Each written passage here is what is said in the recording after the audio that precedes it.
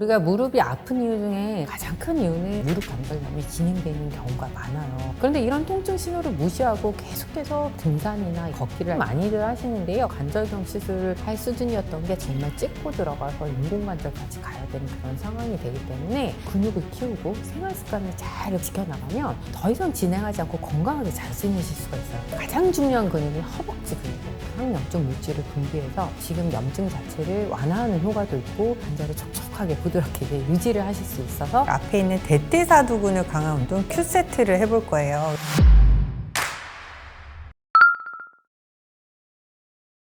우리가 무릎이 아픈 이유 중에 가장 큰 이유는 연골 자체가 감소하게 되고 연골 조직도 콜라겐이나 이런 수분들이 감소하게 되거든요. 퇴행성 변화가 계속 일어나다 보니까 나이가 들면서 우리가 계속 무릎이 아프게 됩니다. 그런데 이제 이게 연골만 있는 게 아니라요. 뼈와 뼈를 연결해주는 인대들 그리고 근육에 와서 붙는 힘줄, 근육 자체 이런 조직들이 유연성도 감소하고 부피도 줄어들고 이러니까 무릎을 지켜줄 수 있는 힘이 약해져요. 근데 또 하나 뭐가 있냐면요. 특히 어머니들 나이가 들면서 체중이 자꾸 증가하게 되시잖아요. 그러니까 관절의 부하가 증가하면서 통증이 악화되기도 하고 우리가 완경기 이후에 여성 호르몬이 감소하게 되면요. 이 여성 호르몬 자체가 연골을 형성하고 보호하고 염증을 억제하고 이런 데 관여를 하는데 이 기능이 제대로 안 되니까 무릎 관절염이 더욱 악화되기도 합니다. 한 40, 50대 분들이 오셔가지고 무릎이 너무 아파하는 남성분들을 제가 엑스레이를 찍어서 보면 한쪽만 관절이 굉장히 망가져 있는 경우가 있어요. 그래서 예전에 혹시 축구 열심히 하셨어요? 그럼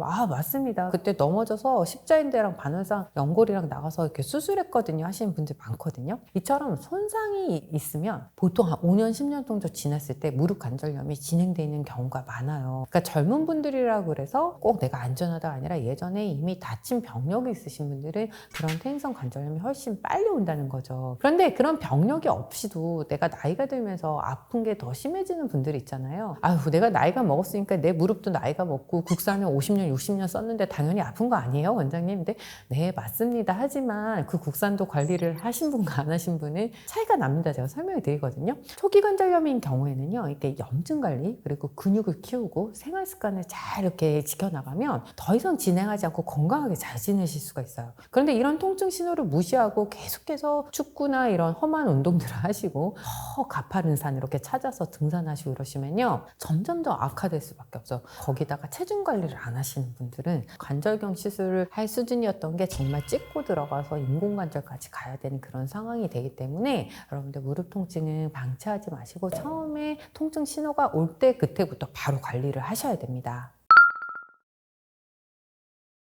가장 중요한 근육이 허벅지 근육이에요. 그 중에서도 앞벅지 근육인데요. 인공관절 수술하시거나 십자인대 수술하시고 병원에 입원하시면 기본적으로 알려드리는 게 우리가 오금을 펴서 땅에 붙여보세요 이렇게 하는 그 동작이 바로 Q세트인데요. 이처럼 가장 우리 무릎에 중요하고 관절의 충격을 흡수해주고 보호해주는 기능이 앞벅지입니다. 두 번째로는요. 종아리 근육이 굉장히 중요해요. 종아리 근육도 우리 무릎 뒤쪽에 와서 이렇게 붙게 되는데요. 이 종아리 근육이 적당하게 우리가 걸을 때 기능을 잘 해줘야지 무릎을 또 보호해주고 지켜주는데 여러분들 이 운동은 까치발 해주기 운동 많이들 알고 계실 거예요. 그래서 까치발 운동을 또 잘 해주면 또 발목의 유연성도 같이 챙겨주시면서 해주시면요. 걸을 때 하나의 축이잖아요. 발목, 무릎, 고관절이 연결되어 있기 때문에 그런 걷기 동작이나 여러 가지 근력 운동을 할 때 우리 무릎을 지켜주는데 굉장히 중요한 역할을 합니다. 엉덩이 근육 같은 경우는 우리 무릎으로 가는 충격을 흡수해줄 뿐만 아니라 한 발로 서거나 여러 가지 생활을 할 때 축을 잡아주는 역할을 하거든요. 그래서 엉덩이 근육도 굉장히 중요하게 발달을 시켜줘야 하는데 이런 운동 방법으로 가장 쉬운 방법은요. 옆으로 누워서 다리를 들어 올리는 동작, 무릎을 펴주는 동작 이런 것들이 있어요.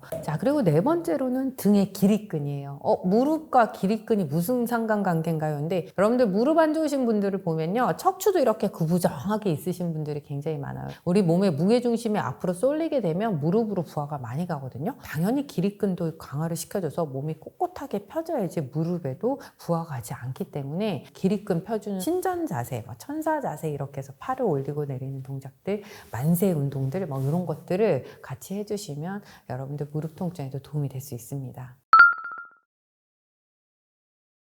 자, 무릎을 강화하는 첫 번째 운동인데요. 우리 앞에 있는 대퇴사두근을 강화 운동 Q세트를 해볼 거예요. 여러분들 이렇게 누우신 상태에서 두 다리를 골반 넓이 정도로 벌려주시고요. 집에 이런 쿠션이나 이렇게 수건 같은 거를 좀 이렇게 돌돌 말아가지고 오금 아래에 이렇게 위치시켜 주시면 좋아요. 이 바닥을 꾹 누른다고 생각하시면 되는데요. 제가 한번 보여드릴게요. 우리가 먼저 호흡이랑 같이 한번 해볼게요. 숨을 마시고 내쉴 때, 자, 우리 복부를 살짝 이렇게 똥 빼넣듯이 수축을 딱 시키면서 복부에도 힘을 딱 주시고 그 상태에서 오금을 쭉 이렇게 쿠션을 눌러주실 거예요. 여러분 이때 힘은 이 앞쪽, 여기쯤에 들어와야 돼요. 그래서 마시고 내쉬면서 복부 수축, 그 다음에 허벅지 앞쪽을 쭉 눌러서 오금이 바닥 쪽으로 쭉 간다 생각해서 할 수 있으면 5초 정도. 하나, 둘, 셋, 넷,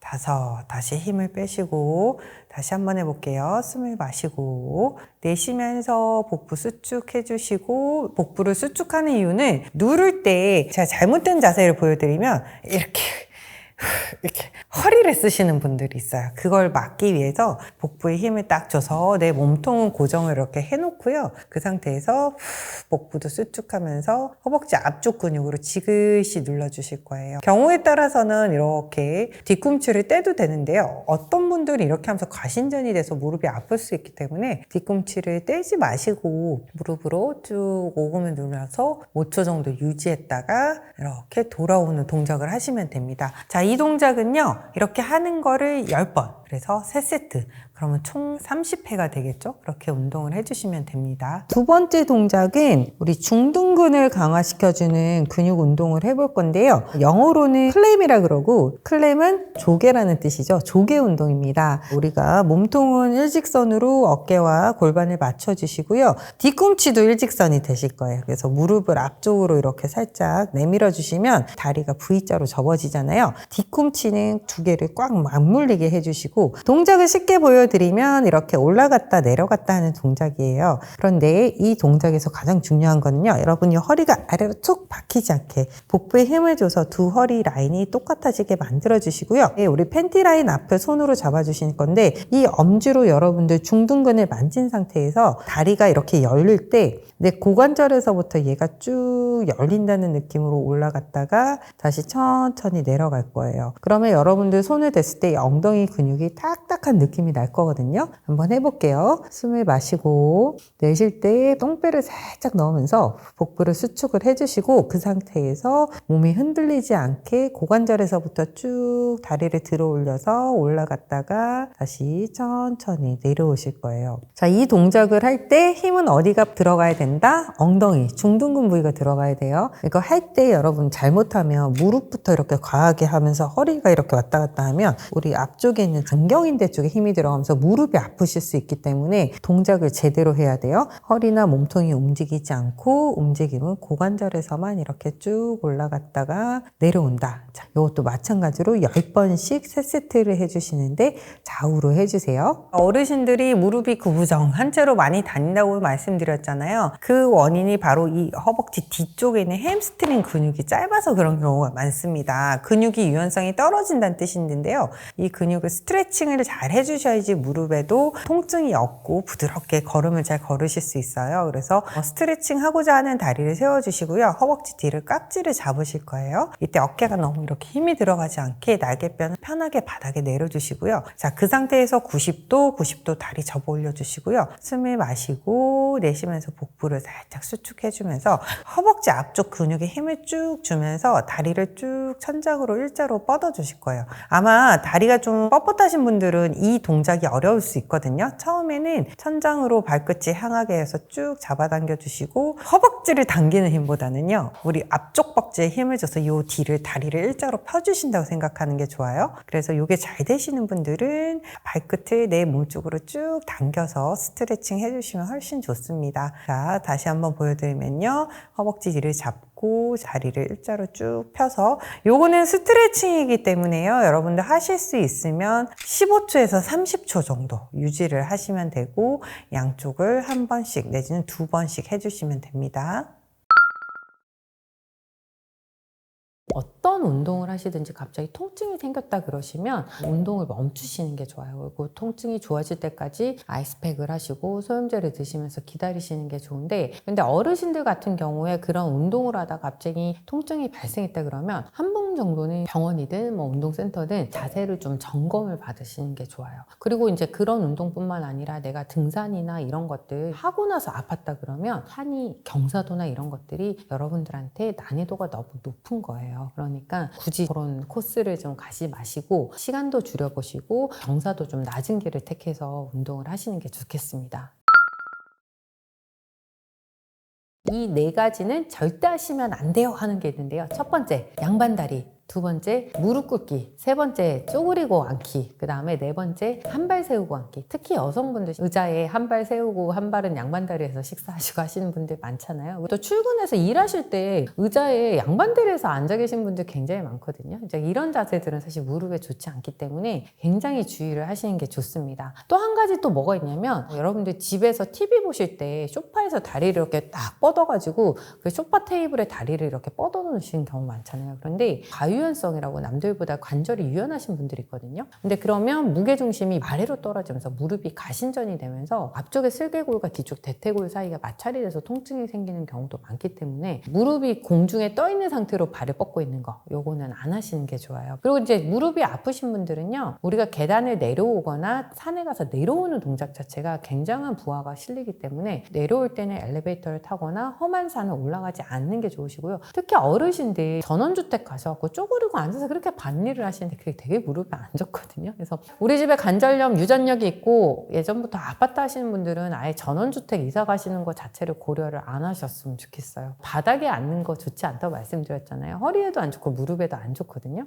그러니까 좀 웬만하면 소파 생활을 하시는 게 좋고, 너무 푹신푹신한 소파보다는 약간 딱딱한 소파를 쓰시는 게 좋습니다. 그리고 신발을 고를 때 너무 밑에 굽이 높거나 쿠션이 딱딱한 신발도 무릎에 좋지 않거든요. 굽이 높게 되면요, 우리가 걸그룹들 보면 다리가 뒤로 빠지는, 저희가 과신전이라 그러죠. 이제 그런 게 작용할 수밖에 없기 때문에 너무 높은 신발 이런 거 신지 않는 게 좋고요. 그리고 슬리퍼 같은 신발도 사실 좋지 않아요. 플랫슈즈와 슬리퍼 같은 신발도 지지력이 없기 때문에 사실 우리 무릎엔 좋지 않으니까 적당하게 2, 3cm 정도의 쿠션이 잘 돼 있고 아치를 잘 받쳐주는 신발 자체를 선택해서 신는 게 좋습니다. 어머니들 요즘 제가 보면요, 아파트 문화센터에서 라인 댄스 굉장히 많이 하시더라고요. 그래서 무릎 아프신 분들 항상 원장님 뭐 라인 댄스 해도 될까요? 이렇게 물어보시는데, 급성으로 굉장히 아플 때는 회전하고 이렇게 동작을 바꾸는 게 무리가 될 수는 있는데, 그런 염증기가 지나고 나면 라인 댄스 자체는 무릎에 좋은 운동이니까 하셔도 될 것 같습니다. 그런데 무릎에 더 안 좋은 운동이 있는데 뭐냐면요, 바로 높은 에너지랑 충격이 전해지면서 빨리빨리 회전을 확확 해야 되는 운동들이 있는데 바로 뭐가 있을까요, 여러분들? 테니스, 배드민턴, 탁구 이런 운동들이 거기에 속해요. 점핑 다이어트 하시는 분들 굉장히 많은데요, 천장에서 스프링 달아서 이렇게 뛰어다니는 운동도 있고요, 제자리에서 트램폴린 놓고 하시는데 그거 무릎 안 좋으신 분들한테 굉장히 위험하기 때문에 주의가 꼭 필요합니다. 그리고 예전에 축구 많이 하셨던 분들이 또 웨이트 운동 많이 하신 분들 많거든요. 너무 많은 중량으로 너무 많은 반복을 하게 되면 무릎에 무리가 가요. 그러니까 저중량으로 조금 반복을 하시는 게 좋고, 너무 깊게 스쿼트나 런지를 하시는 것도 좀 주의가 필요하시고요.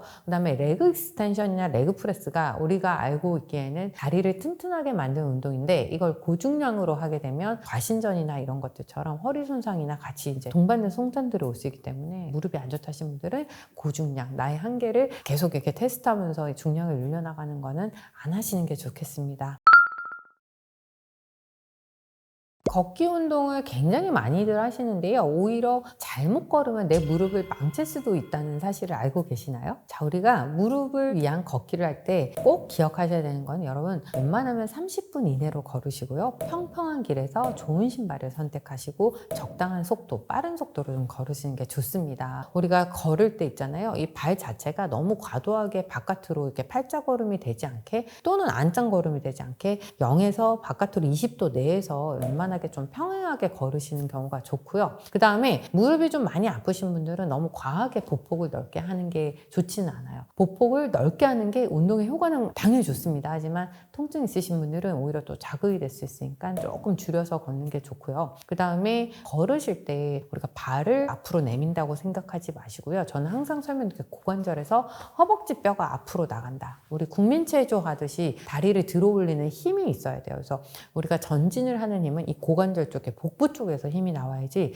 발로만 이렇게 전진을 하면서 걸으시면 이런 무릎이나 발목 자체에 통증이 많이 생기고 특히 이런 분들은 족저근막염도 잘 낫지 않으니까 걷는 자세, 어디에 힘을 주고 걸을 것인가 그것도 좀 꼭 생각해 보시는 게 좋아요. 그리고 옆면에서 봤을 때는요. 우리 귀랑 어깨랑 이 골반이 일직선이 돼야 되는데 걸을 때 보면 이렇게 걸으시는 분들이 있거든요. 그렇게 되면 허리뿐만 아니라 무릎에도 굉장히 안 좋기 때문에 시작은 골반을 세우시고 가슴 이쪽에서 일직선을 만든 다음에 내 머리가 누군가 위에서 쭉 길게 늘어뜨린다 생각하셔가지고 이 복부 있죠 여러분, 단전에 힘을 주고 이렇게 사뿐사뿐 발 뒤꿈치부터 앞으로 이렇게 나가시면서 걸으면 좋고요. 마지막으로 좋은 신발. 운동의 수면은 1년입니다. 내가 좀 신다가 쿠션이 닳거나 이렇게 아치가 무너지면 신발은 주기적으로 바꿔주셔야 돼요. 그래서 제일 중요한 거는 내 발에 맞는, 그 다음에 아치를 잘 맞춰주는 쿠션이 좋은 운동화를 고르시는 게 좋고, 우리 발은 붓기 때문에 신발은 저녁에 가서 사시는 게 중요합니다. 그리고 제일 중요한 거는 걷고 나서 내가 통증이 있지는 않은지, 컨디션은 어떤지, 특정 발가락이나 어디가 계속 아프다 그러면 꼭 가서 선생님을 만나서 진료를 보시는 게 좋겠습니다.